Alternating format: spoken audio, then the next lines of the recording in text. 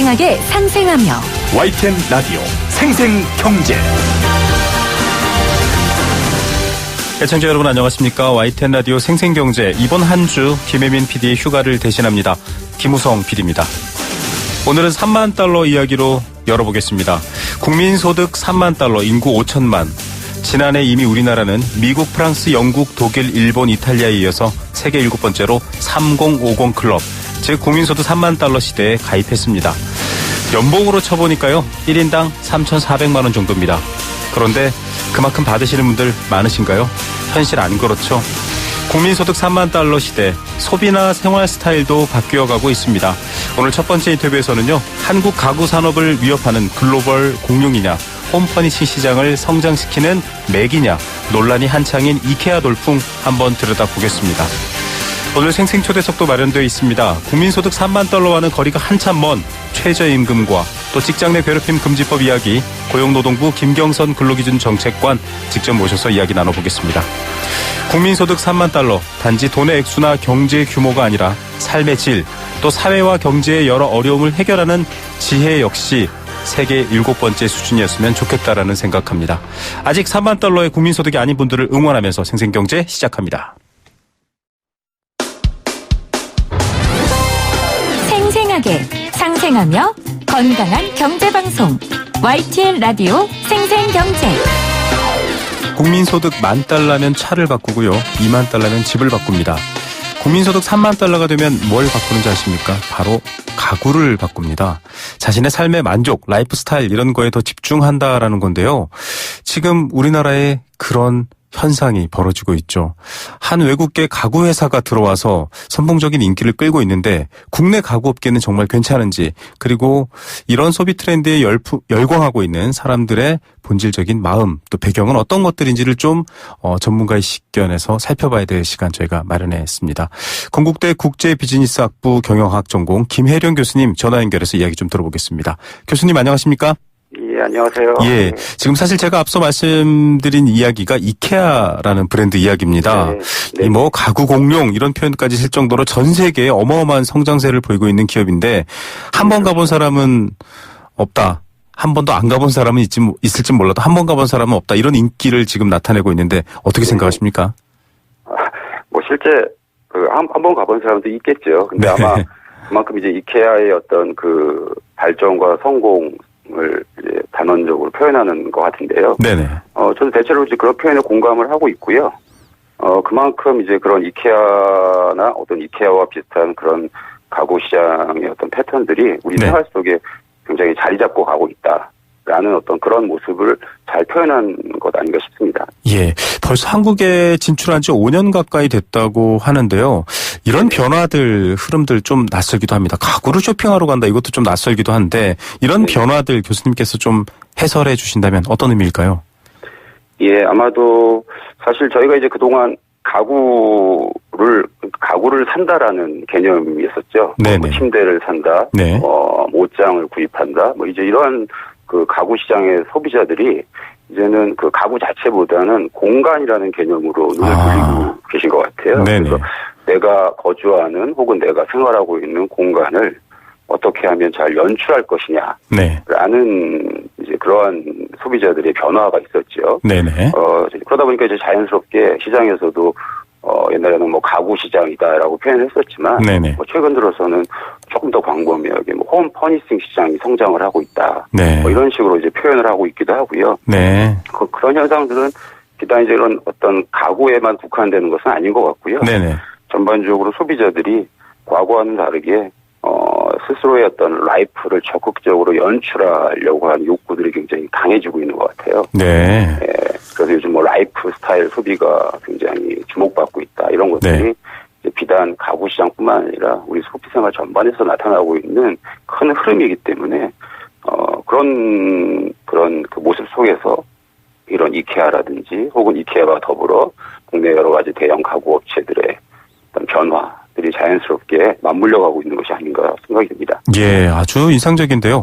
자, 가구를 구매하고 소비했다라는 차원이 아니라 이제 공간을 어떻게 구매하고 소비하느냐, 공간을 그렇죠. 어떻게 내 삶에 맞추느냐에 대한 요구가 바로 이렇게 변화로 드러났습니다. 좀 뭐 우리나라에는 어떤 특정한 트렌드가 들어오면 확 불붙기도 하고 좀 그런 성향이 있지 않습니까? 좋은 점도 네네. 되기도 하고 또 나쁜 점도 되기도 하는데 우리나라만 좀 이렇게 흥행이 센 건가? 원래 좀 전 세계적으로 관심이 높은가? 좀 비교도 해봐야 될 것 같은데 어떻습니까, 교수님?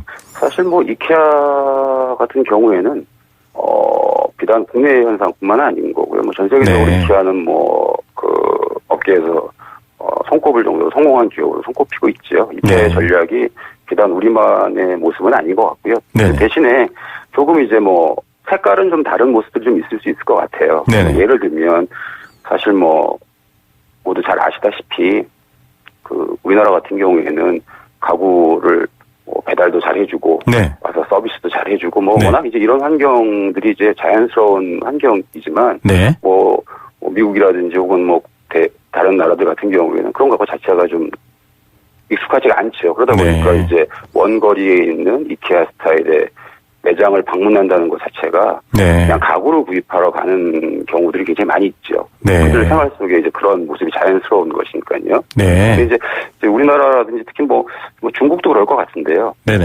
근데 이제 이런 우리나라 이케아의 어떤 소비 현상을 보면 단순히 이케아에 간다라는 것들이 가구를 구입하러 간다라는 기보다는 어떤 면에서는 뭐 소품도 살펴보고 네. 그곳에서 뭐 식사도 하고 어떻게 보면 이제 이런 대형 쇼핑몰 같이 이런 복합 쇼핑몰을 이렇게 몰링한다라고 표현을 하죠. 하루 네. 가가지고 맞아요. 그곳에서 뭐 휴식도 즐기고 이제 이런 모습들이 어떻게 보면 이제 이케아가 조금 이제 한국적으로 다른 모습들 중에 하나가 아닐까라는 생각을 해봅니다. 예, 해외에 가면은 사실은 몇 해 전부터도 뭐 몇 해 전이 아니라 오래전부터 있었던 풍경인데, 저도 사실은 뭐 아주 큰 가구를 한번 조립해 본 적이 있습니다. 이렇게 내가 네. 땀 흘려 사와서 조립해야 되나 이런 생각을 하면서도 또 묘한 매력이 있는 것. 그런데 네. 이게 지금 인기를 끄니까요. 우리나라 가구업계가 이러다가 다 죽는 거 아니냐.